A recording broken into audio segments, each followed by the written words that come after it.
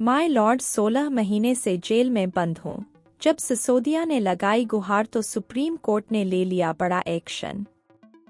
मनीष सिसोदिया की जमानत याचिका पर सुप्रीम कोर्ट में मंगलवार को सुनवाई हुई।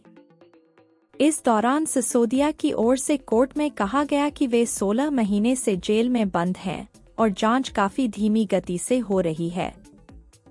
सुप्रीम कोर्ट ने दिल्ली आबकारी नीति में कथित घोटाले से जुड़े भ्रष्टाचार और धन शोधन के मामलों में आम आदमी पार्टी (आप) के नेता मनीष सिसोदिया की जमानत देने का अनुरोध करने वाली याचिकाओं पर मंगलवार को केंद्रीय अन्वेषण ब्यूरो (सीबीआई) तथा प्रवर्तन निदेशालय (ईडी) से जवाब मांगा।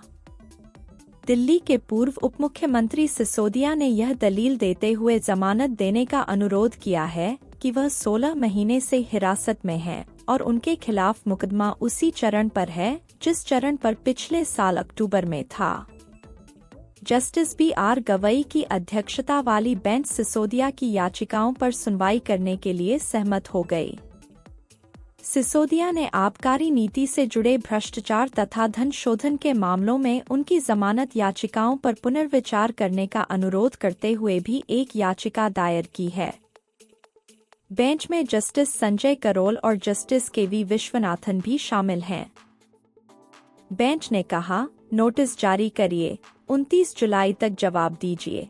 सिसोदिया की ओर से पेश वकील विवेक जैन ने बेंच को बताया कि आप नेता 16 महीने से हिरासत में हैं। उन्होंने कहा, माय लॉर्ड, मैं सिसोदिया 16 महीने से जेल में हूं। मैंने अक्टूबर में कोर्ट का रुख किया था। इस अदालत ने कहा था कि अगर जांच की गति सुस्त रहती है तो मैं पुनः आवेदन कर सकता हूं। मुकदमा उसी चरण पर है जिस पर अक्टूबर 2023 में था जब आपने मुझे छूट दी थी। बेंच ने सिसोदिया की याचिकाओं पर सीबीआई तथा ईडी से जवाब मांगा और मामले पर अगली सुनवाई के लिए 29 जुलाई की तारीख तय कर दी।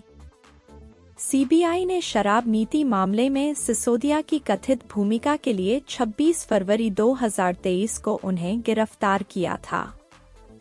ईडी ने सीबीआई की प्राथमिकी से निकले धन शोधन के मामले में 9 मार्च 2023 को उन्हें गिरफ्तार किया था। सिसोदिया ने पिछले साल 28 फरवरी को दिल्ली मंत्रिमंडल से इस्तीफा दे दिया था।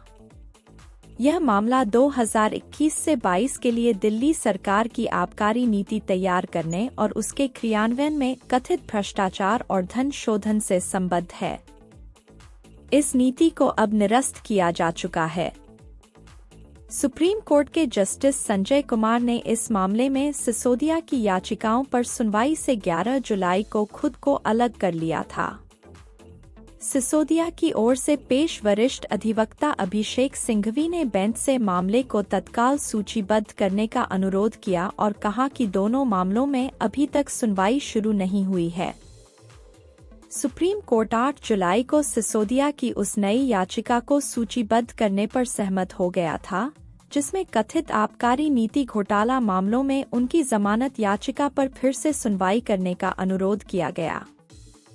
याचिका में कहा गया है कि जांच एजेंसियों की ओर से पेश कानून अधिकारी ने बेंच को बताया था कि कथित आबकारी नीति घोटाले के मुख्य मामले और इससे जुड़े धनशोधन मामले में आरोप पत्र और अभियोजन की शिकायत 3 जुलाई 2024 को या उससे पहले दायर की जाएगी।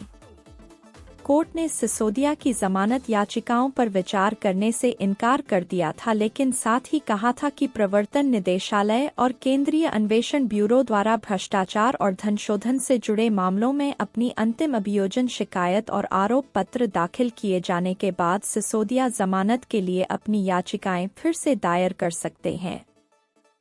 सुप्रीम कोर्ट ने 4 जून को कथित आबकारी नीति घोटाले के सिलसिले में सीबीआई और ईडी द्वारा दर्ज मामलों में सिसोदिया की जमानत याचिकाओं पर विचार करने से इनकार कर दिया था। शीर्ष अदालत ने हालांकि कहा था कि ईडी और सीबीआई द्वारा दर्ज कथित भ्रष्टाचार और धनशोधन से जुड़े मामलों में क्रमशः अपनी अंतिम अभियोजन शिकायत और आरोप पत्र दाखिल किए जाने के बाद सिसोदिया जमानत के लिए अपनी याचिकाएं फिर से दायर कर सकते हैं।